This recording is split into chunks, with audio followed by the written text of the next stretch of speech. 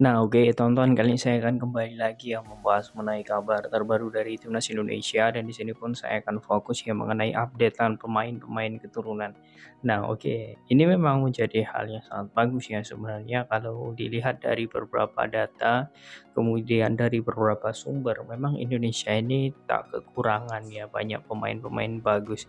Bahkan ya ini sangat di luar dugaan juga ternyata kawan Jay Ides yang memang berlaga di Venezia itu ternyata ibunya asli Indonesia. Ya, dia adalah Mikael Egil Ellerson. Nah, dari namanya ini ya, kita sudah tahu ya Mikael Egil itu memang identik dengan Indonesia dan ternyata betul saja. Ibunya itu memang asli Jakarta, tetapi memang ibunya sejak kecil itu diadopsi oleh orang ya warga negara Islandia sehingga dirinya pun ketika remaja pindah ke Islandia dan kemudian menikah dengan orang Islandia dan lahirlah sosok Michael Egil ini ya atau Mikael Egil ini.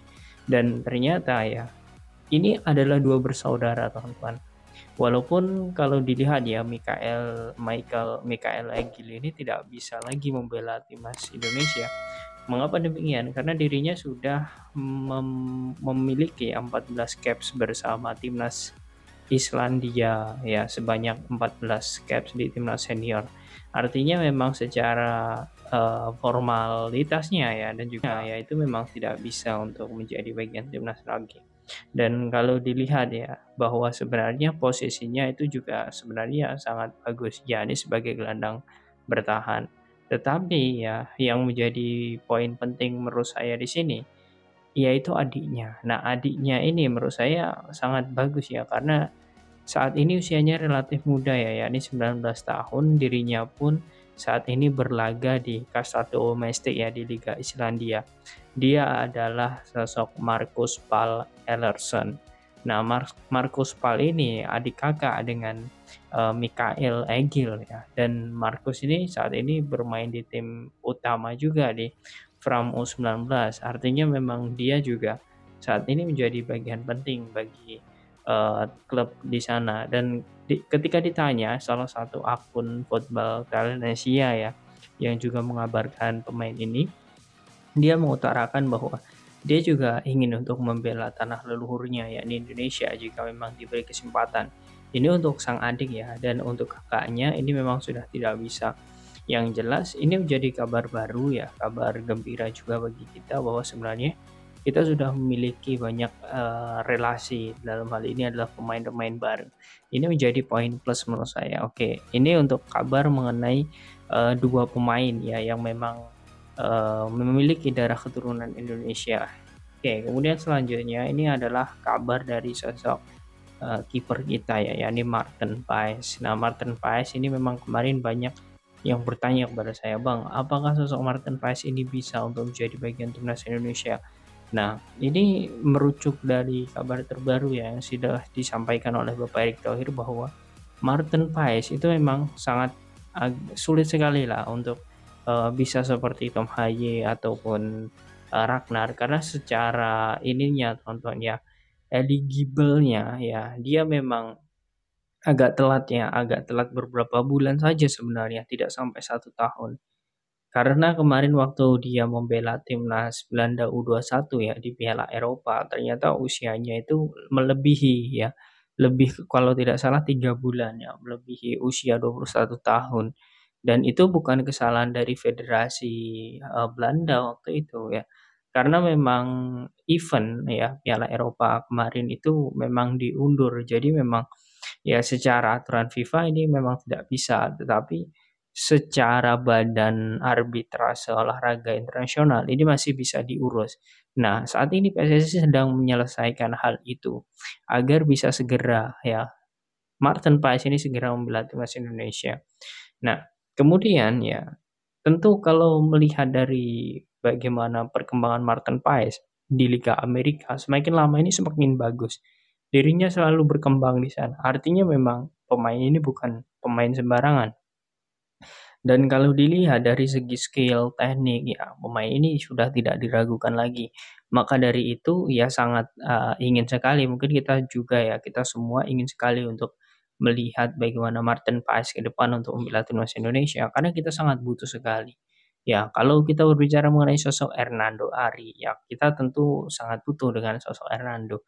Kemudian juga pemain lain seperti M. Riyanti. Tetapi kalau untuk level internasional, ya terkhusus kita berkaca di Piala Asia kemarin, sepertinya dengan lawan-lawan kita seperti Australia, kemudian Jepang ya, tentu kita sepertinya harus memiliki kiper yang memiliki level-level bagus. Dan Martin Paes menurut saya jawaban.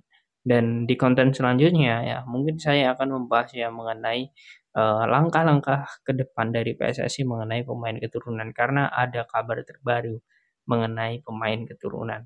Oke, kemudian selanjutnya. Nah, kemudian di sini kalau dilihat dari perkembangan sosok Ragnar ya, kemudian ada lagi sosok, Tom Haye, ya di sini yang akan membela timnas Indonesia di bulan 3 nanti. Saat ini PSSI ya sedang mengupayakan agar selesai.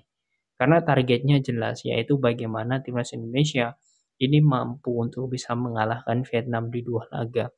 Nah, 2 laga itu ya tidaklah mudah ya, dan itu juga harus diupayakan dengan maksimal oleh PSSI karena jika tidak ya tentu kita sebagai pengamat ya dan juga supporter timnas tentu ya sedikit, ketar-ketir juga karena memang kabar terbarunya ya di sini Vietnam pun akan menurunkan 5 pemainnya yang sudah sembuh dari cedera, yakni Nguyen Quang Hai, kemudian Dang Phang Lam kiper, kemudian ada Nguyen Phang Duc ya dan juga ada 2 lagi pemain inti dari Vietnam yang sembuh dari cedera, yang memang ini tidak dibawa di Piala Asia kemarin.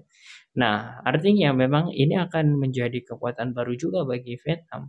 Dan kalau dilihat dari kabar terkini, kabar terbarunya, Vietnam ini sedang mempersiapkan 2 pemain keturunan yang akan membela timnas Vietnam di kualifikasi Piala Dunia saat melawan Indonesia.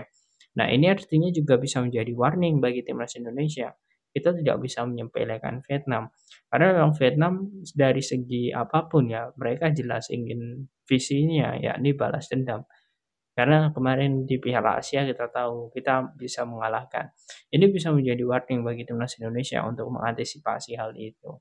Nah, poinnya yang sangat bagus menurut saya adalah bagaimana kita selalu fokus, bagaimana skuad kedalaman ini selalu bisa untuk menjadi lebih baik ya.